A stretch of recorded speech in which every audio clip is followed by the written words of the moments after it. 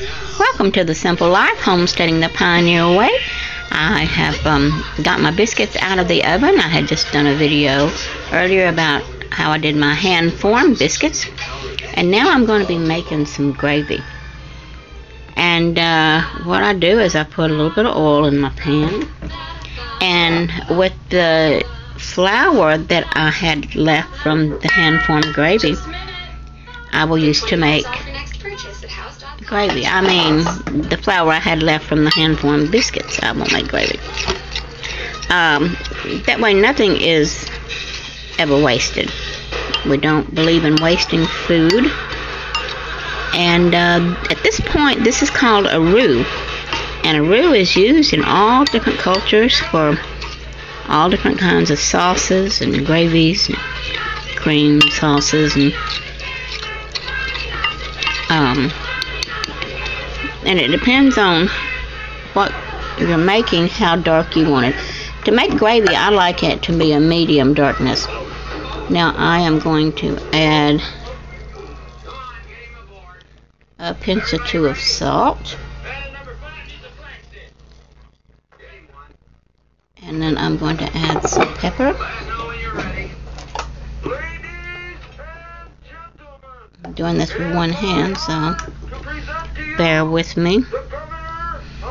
Okay. And as you know, in French cuisine, they make everything with butter. And it's really fattening, but so delicious.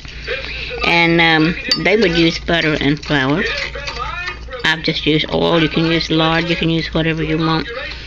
And in French cuisine also, they make a real light roux. New Orleans style is always a real dark roux.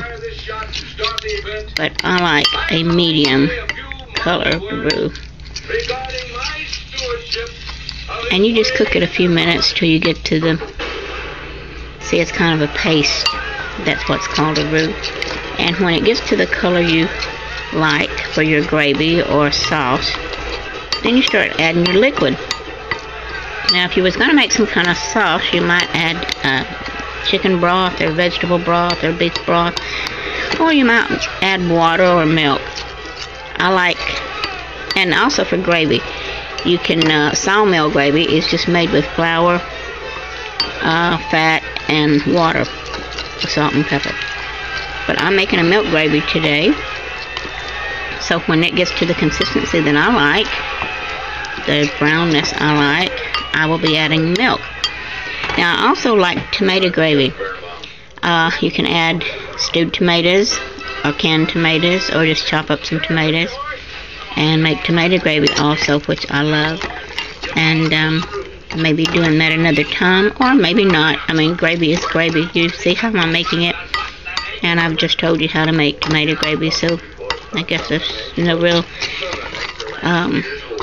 sense in doing another video on tomato gravy or sawmill gravy, since I just explained the difference. But anyway, this is boiling away, and in just a minute I will start adding my liquid. Let me pause you till that happens. I'm about ready to add my milk. So, and let me share with you that in adding the liquid, you want to do it slowly. You can fix a gravy or a sauce by adding some more flour and liquid to it if it's too thin. But you would never put the flour directly in it. You would mix it up with a little liquid and then incorporate it if you ever got the gravy too thin. But it is a little simpler to thicken the gravy than it is to fix it after it's too thin. So I add my liquid slowly, a little at a time, stir it around good, and when it comes up to a boil, then you're going to see the true thickness of the gravy. Flour will thicken only when it comes to a boil and show its true thickness. So see, it's quite thin when you first add the liquid. and I incorporate it really well, get it mixed up real good, and then let it come to a boil. Of course, you want to stir it occasionally so it don't burn on the bottom. But when it comes to a boil, you'll see what thickness it is, and then you might want to add some more liquid. And I'm sure we will, because I do it just a little bit at a time. So as you can see, it's thickening up. Now right there is already too thick, see? So I'm going to add more liquid.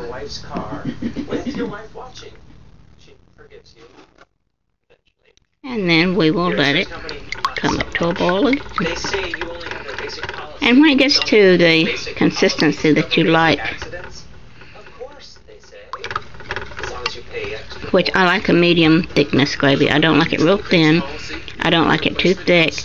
But as it cools, it will thicken up a little bit. So you might want to stop it on a little bit thin side. And by the time you get it off the stove and on the table and start serving, it will thicken up just a little bit. So anyway, for those of you who already know how to make gravy, I'm sorry if this is laboring you. But for those of you who are just starting to cook homemade things instead of things in the packages, I mean, I know it's simple to just open a package and you know, cook, but there's so many additives and preservatives and bad things in our packaged foods that it's important that we learn how to cook like the old timers did in the pioneer days and the settlers. And I wanted to share with you, I did the bread recipe, the biscuits that I had just made, and I did not explain. I showed you the baking powder and the baking soda and all that I put in it, but I bought my baking powder and baking soda at health food stores because they do not have aluminum in it. All the prepackaged foods are made with regular self-rising flour, and self-rising flour has baking powder and soda in it, as you well know. And the baking powder and soda that you just get anywhere in the grocery store, Walmart, wherever, has aluminum in it. And it's been proven that aluminum goes straight to the brain and causes Alzheimer and dementia and all types of brain problems. And we're dealing with that now. My mom has dementia and I'm caring for her. And it is a booger. I will tell you, that is the worst thing. They're not the people that they were. They don't remember you half the time. My mother calls me Mom, Son. She thinks I'm her sister, Son. And then sometimes she'll just say Ma'am, like she don't even know me. And it's really something. And they can't remember things from 1 minute to the next, sometimes 1 second to the next. And then sometimes they're perfectly fine. So it is a real trial, and I would covet your prayers while we're going through this. I call it a storm. It is a terrible storm to go through, and we're trying our best to go through it. And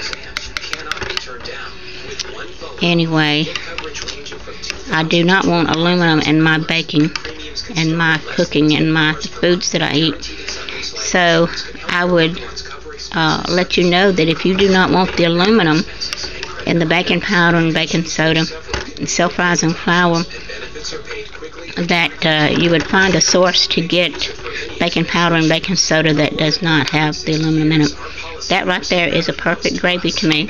It's a little bit thin, but like I said, when I cut it off, and it has not come completely to a boil, so I think when it does, it will be perfect.